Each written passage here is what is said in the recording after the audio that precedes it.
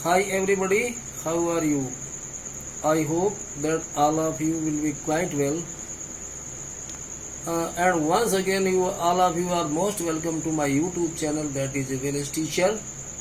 And here I am S. K. Tripathi, an ordinary English teacher of a small village, giving you a few drops of knowledge from the ocean of English language. It is my introduction, and further I would like to request you to subscribe my channel if you have not subscribed it yet. After that, I would also request you that please share my videos to more and more persons so that others may be aware of my channel, and my channel should touch the heights of its fame. And at last, I would like to request you that please also write comments in the comment box. आइए अब मैं आपको हिंदी में समझा रहा हूँ।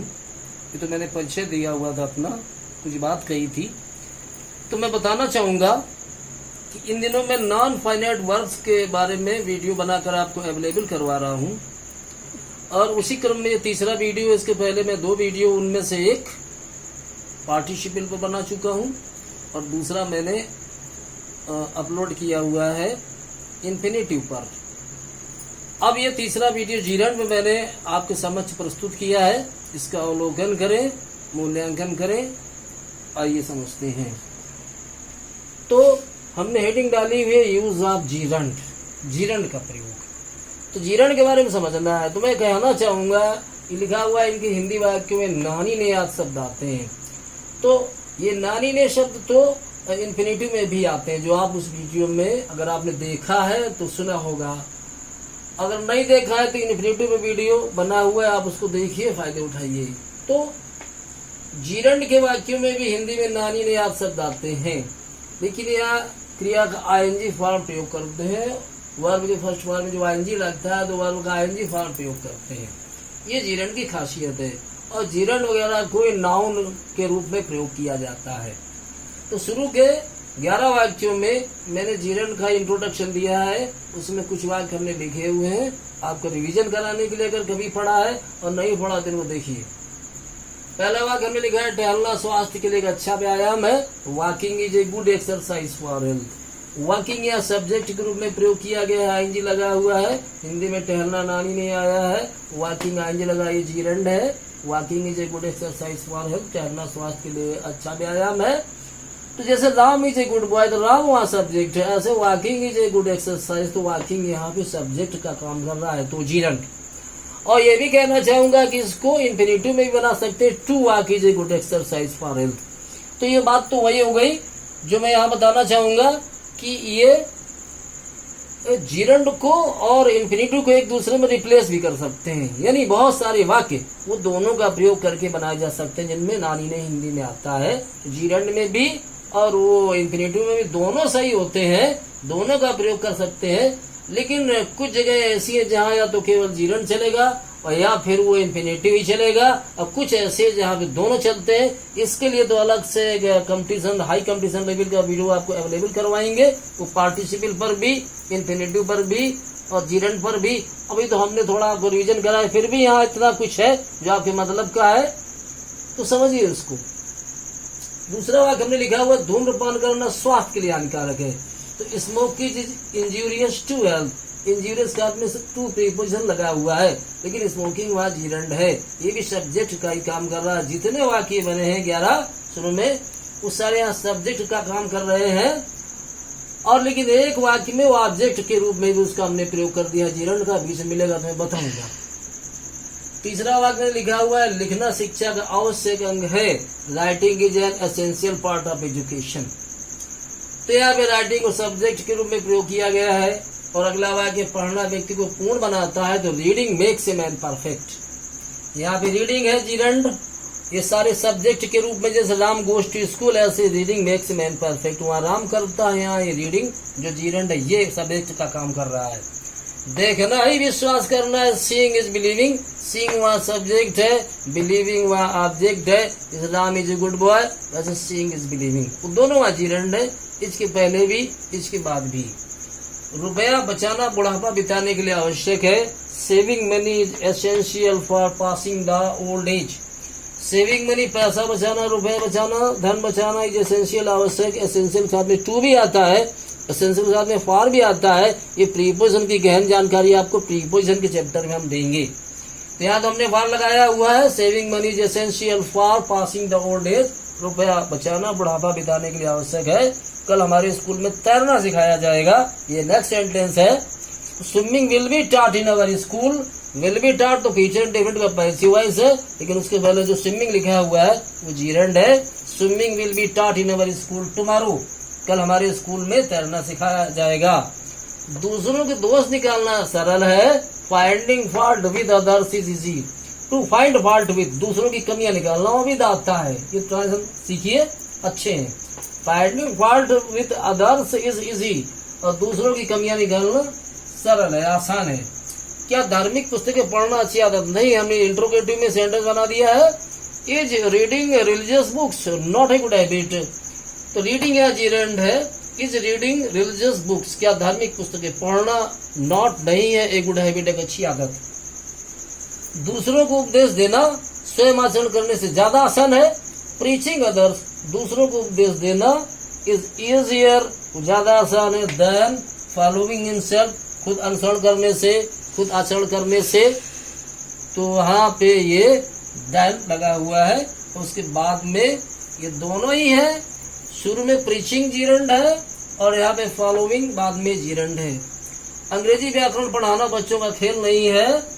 तो teaching English grammar, अंग्रेजी व्याकरण पढ़ाना is not a child's play, वो बच्चों का खेल नहीं है, वो एक मुहावरा है। बच्चों का खेल ए चाइल्ड्स प्ले यानी आसान काम। ऐसे हमने 11 वाक्य थोड़ा सा झलक दी है तो जीरंड की। फिर आगे जो मैंने 18 वाक्य लिखे हुए हैं उनमें मैंने ये शो किया हुआ है कि अगर वहाँ प्रीपोजिशन आ रहा है तो उसके बाद जीरंड ही प्रयोग किया जाएगा, इन्फिनिटिव का प्रयोग नहीं करेंगे। ये 18 वाक्य ऐसे ही हमने बनाए हुए हैं। थोड़ा आपका प्रीपोजिशन डिवीजन होगा, कुछ ट्रांसलेशन आप सीखेंगे और देखेंगे कि प्रीपोजिशन के बाद में जीरंड का ही प्रयोग करते हैं। उसे झूठ बोलने के कारण पीटा गया। He was punished passive voice है। ही वॉज पनिश्ड, उसे पीटा गया फॉर टेलिंग लाई, झूठ बोलने के लिए, झूठ बोलने के कारण। On account of telling a lie, वो कुछ भी प्रीपोजिशन आएंगे लेकिन वहाँ जीरंड चलेगा बाद में, इसलिए टेलिंग आया हुआ है। उसे नाचने में कोई रुचि नहीं है। सी हैज नो इंटरेस्ट, वो भी ठीक है। सी टेक्स नो इंटरेस्ट, वो कोई रुचि नहीं लेती है इन डांसिंग, नाचने में। इंटरेस्ट के बाद में जो इन प्रीपोजिशन चलता है इसलिए वहाँ पे वो डांसिंग जीरंड प्रयोग किया गया है। रेखा कच्चे आम खाने की शौकीन है। Rekha is fond of eating raw mangoes, fond के साथ में जो प्रीपोजिशन ऑफ आता है इस वजह से वहाँ ईटिंग जीरंड लिखा गया है कि Rekha is fond of eating raw mangoes, Rekha कच्चे आम खाने की शौकीन है। मेरा मित्र अंग्रेजी बोलने में अच्छा है। किसी विषय में अच्छे तो गुड एट ही लिखा जाता है। ये प्रीपोजिशन का सम्यक ज्ञान आपको हम प्रीपोजिशन जो हम सिखाएंगे वीडियो के द्वारा, वहां पे इसको काफी कुछ हम देंगे तो आप उनको देखना। लेकिन ये यहाँ आवश्यकता थी कि प्रीपोजिशन के बाद में जीरंड आता है। ये थोड़े से वाक्य हमने लिखे हुए हैं। मेरा मित्र अंग्रेजी बोलने में अच्छा है। My friend is good at speaking English, तो गुड के बाद में एट आता है, प्रीपोजिशन है तो वहाँ वो जीरंड ही स्पीकिंग लिखा गया है। वह धूम्रपान करने का लती है। He is addicted to smoking. Addict माने व्यसन में पड़ना, लत लगना। किस चीज की लत लगना? ऑफ नहीं आता, वहाँ टू आता है तो प्रीपोजिशन की बात है। लेकिन प्रीपोजिशन कोई भी हो वहां पर वो जीरंड ही प्रयोग करते हैं। He is addicted to swimming. उसने मेरे वहां जाने की जिद की। इंसिस्ट के साथ में प्रीपोजिशन ऑन आता है, उसके बाद मैंने गोइंग जो है जीरंड प्रयोग किया हुआ है। तो ही इंसिस्टेड, उसने हट की किस बात की? ऑन माई गोइंग देयर, मेरे वहां जाने की। तो हमने गोइंग वहां जीरंड प्रयोग किया गया है वहां पर। उसने मुझे वहां जाने से रोका। प्रिवेंट के साथ में फ्रॉम आता है तो वहाँ he prevented me from going there, from preposition है तो गोइंग वहाँ जीरंड है। गलत क्या होगा? He prevented me to go there. ऐसे हुआ कि कंपटीशन में मिस्टेक करेक्शन में आ जाते हैं, लिख दिया जाता है he prevented me to go there, उसने मुझे वहां जाने से रोका। सुधारना है कि वहाँ प्रिवेंट के साथ में फ्रॉम आता है तो जीरंड ही आएगा। He prevented me from going there. मुझे मैच जीतने का पूरा विश्वास है। I am fully confident of winning the match. Confident of, sure of, certain of, वहाँ आप लगता है। I am fully confident of winning the match, मुझे मैच जीतने का पूरा विश्वास है। और मुझे यह काम करने का, यह करने का पूरा विश्वास है। तो I am quite sure of doing it. Sure आप, सर्टेन आप, कॉन्फिडेंट आप, वो प्रीपोजिशन है, बाद में आप आ रहे हैं, लेकिन वहां पर जीरंड आएंगे तो वहां विनिंग है, यहाँ पे डूइंग है, ये सब जीरंड प्रयोग किए गए हैं। वह तैरने की आती है, she is used to swimming, used अभ्यस्त आदि, उसके साथ में टू आया हुआ है, ये प्रीपोजिशन है, ये कोई इन्फिनेटिव नहीं है। टू प्रीपोजिशन भी होता है, आप जानते हैं, तो यहाँ ये टू प्रीपोजिशन है। She is used to swimming. मैं झूठ बोलने में विश्वास नहीं करता हूँ, I do not believe in telling a lie, believe के साथ में इन जो आता है, इन प्रीपोजिशन है, टेलिंग वहाँ जीरंड है।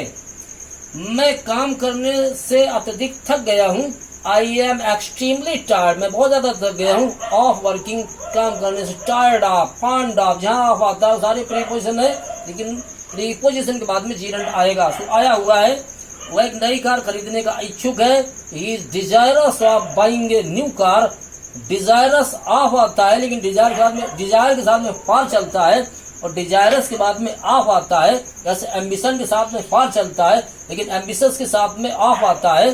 तो प्रीपोजिशन का अध्ययन प्रीपोजिशन वाले चैप्टर में आपको देखने को मिलेगा, पढ़ने को मिलेगा, लेकिन यहाँ तो अभी जीरंड को मैं समझा रहा हूँ, तो कुछ प्रीपोजिशन हमने दिए हैं, उसके बाद मैंने जीरंड का प्रयोग किया है। आइए आगे बढ़ते हैं। दोनों ही भाई लड़ने पर आमादा थे, आमादा होना, उतारू होना, बेंट ऑन, तो दोनों ही भाई लड़ने पर आमादा थे। Both the brothers were bent on fighting, bent on quarrelling, झगड़ने पर आमादा थे, तो वह ऑन प्रीपोजिशन है, तो फाइटिंग या क्वेरलिंग जो भी लिखना लिखा जाएगा, लेकिन जीरंड लिखा जाएगा। कुत्ते गलियों में आधी रात के बाद तक भौंकते रहे, तो कीप ऑन जारी रखना, go on, keep on, go on, तो kept on, went on, second form, तो ऑन प्रीपोजिशन है, फ्रेजल वर्ब्स है ये, और प्रीपोजिशन की वजह से वहाँ बार्किंग जीरंड आएगा। तो कुत्ते गलियों में आधी रात के बाद तक भौंकते रहे, तो dogs kept on barking in the streets till after midnight, या the dogs went on barking in the streets till after midnight. लेकिन अगर कंटिन्यू प्रयोग करते, भौंकना जारी रखा, तो कंटिन्यू टू बार्क हो जाता, फिर वहाँ टू इन्फिनिटिव हो जाता, और बार्क वो फर्स्ट फॉर्म लिखते। लेकिन यहाँ ये ऑन प्रीपोजिशन जो आ रहे हैं, तो जीरंड में लिखेंगे बार्किंग वगैरह वगैरह। वह शराब पीने से बचता है, ही एब्सटेंस हिमसेल्फ, वो अपने आप को बचाता है, फ्रॉम टेकिंग वाइन, शराब लेने से, फ्रॉम ड्रिंकिंग वाइन, शराब पीने से, तो एब्सटेन के साथ में फ्रॉम आता है, इसलिए वहाँ जीरंड टेकिंग या ड्रिंकिंग करना पड़ेगा। मुझे टीवी देखने से पुस्तकें पढ़ना ज्यादा पसंद है, ज्यादा पसंद करना, प्रीफर के साथ में टू प्रीपोजिशन आता है, मैंने लगाया हुआ है, आई प्रीफर में ज्यादा पसंद करता हूँ रीडिंग बुक्स, किताबें पढ़ना, टू वॉचिंग टीवी, वह दोनों ये जीरंड है, रीडिंग और वॉचिंग।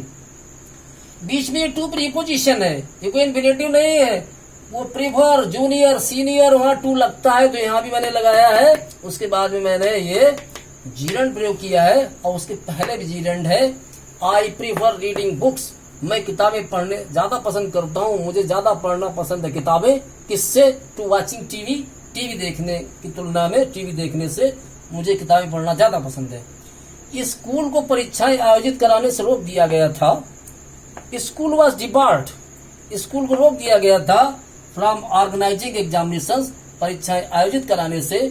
डिबार में रोकना, डिबार रोकने की बहुत अंग्रेजी होती है, स्कूल को जो डिबार कर देते हैं, ऐसे डिबार शब्द का मैंने यहाँ यूज किया हुआ, इसके बाद में फ्रॉम आता है, तो फ्रॉम वहाँ प्रीपोजिशन है, तो ये जीरंड है organising. School was debarred from organising examinations, school को परीक्षाएं आयोजित कराने से रोक दिया गया था। अब अगले जो हमने 6-7-8 वाक्य लिखे हुए हैं, वो हमने वो यहाँ पे उदाहरण दिए हैं कि जहाँ कुछ प्रीपोजिशन नहीं आता, डायरेक्ट जीरंड आता है, तो ऐसे ही वाक्य आए हुए हैं कि प्रीपोजिशन का वहाँ यूज नहीं, लेकिन जीरंड है। अब लिखना बंद करो, तो स्टॉप के बाद में स्टॉप राइटिंग नाउ, राइटिंग वहाँ जीरंड है।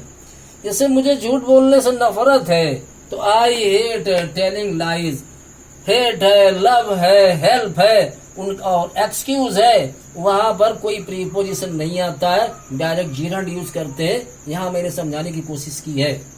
तो मुझे झूठ बोलने से नफरत है, I hate telling lies, I hate from वगैरह कुछ नहीं लिखना है, सीधे सीधे वो आता है। जैसे आई लाइक स्विमिंग, मुझे तैरना पसंद है, I hate I love running, मुझे दौड़ना पसंद है, कुछ प्रीपोजिशन वहां नहीं आने हैं। तुम्हारे जल्दी जाने से मुझे कोई हर्ज नहीं है, I do not mind your leaving early, तो mind, would not mind, mind के साथ भी कोई प्रीपोजिशन नहीं आना है, सीधे डायरेक्ट जीरंड आना है। I do not mind your leaving early, तुम्हारे जल्दी जाने से मुझे कोई एतराज नहीं है, मुझे कोई हर्ज नहीं है। भारतवर्ष में अनेकों दर्शनीय स्थल है, मतलब देखने योग्य स्थल है। देखने नारी नहीं आ रहा है, वो जीरण में इनको यूज करेंगे। और वो जो वर्ड माने योग्यता वर्ड थिंग लिखेंगे, वहाँ कोई प्रीपोजिशन नहीं आना है, सीधे जीरण का यूज होना है। तो there are many worth seeing places in India, there are वहाँ है मैनी अनेकों वर्थ सीइंग देखने योग्य।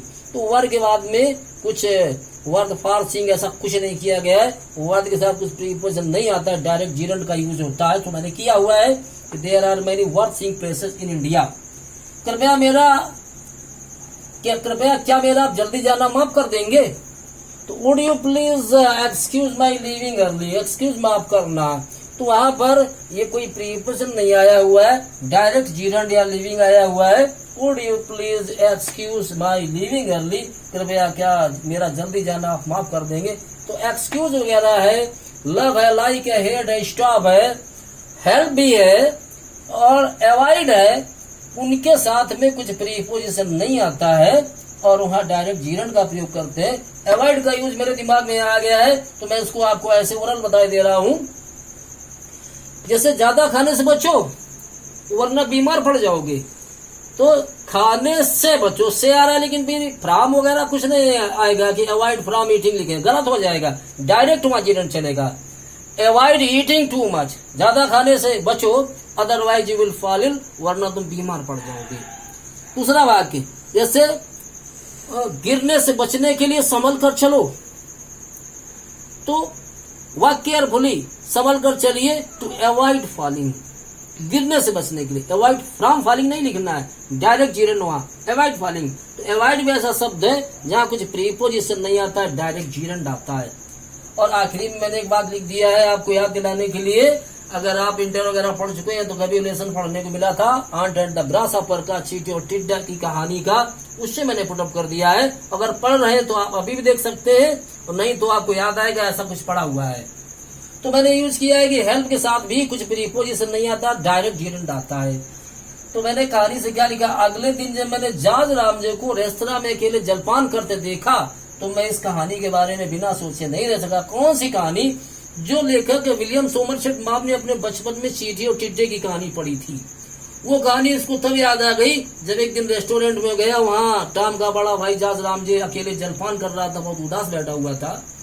तो वो सेंटेंस ऐसा वहाँ मिलता है कि हेल्प के साथ में वो कुछ प्रीपोजिशन नहीं है, डायरेक्ट जीरण आया हुआ है।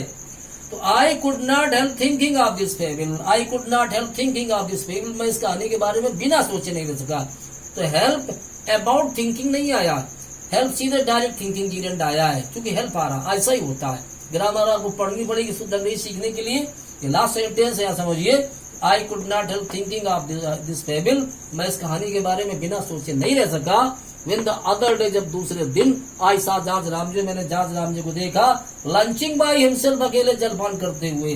George Ramsay third person pulling एक वचन, तो बाय हिमसेल्फ, आई तो बाय माई सेल्फ, सी तो बाय हर सेल्फ, ऐसे इसका मतलब अकेले। तो लंचिंग बाय हिमसेल्फ, अकेले जलपान करते हुए इन ए रेस्टोरेंट में। तो I could not help thinking of this fable, तो मैं इस कहानी के बारे में बिना सोचे नहीं रह सका। ये आप सब दोहराई जो पढ़ा रहा हूँ, और वीडियोस को ज्यादा ज्यादा शेयर कर दीजिएगा, कमेंट वगैरह लिख दिया करिए, ताकि उत्साहवर्धन होता रहे और उसमें इम्प्रूवमेंट भी किए जा सके। वीडियोस में अपनी मांग लिखी जाए, वीडियो अवेलेबल करवाए जाए, और तब तक के लिए आप नए वीडियो के लिए इंतजार करिए। लास्ट में thank you so much very much.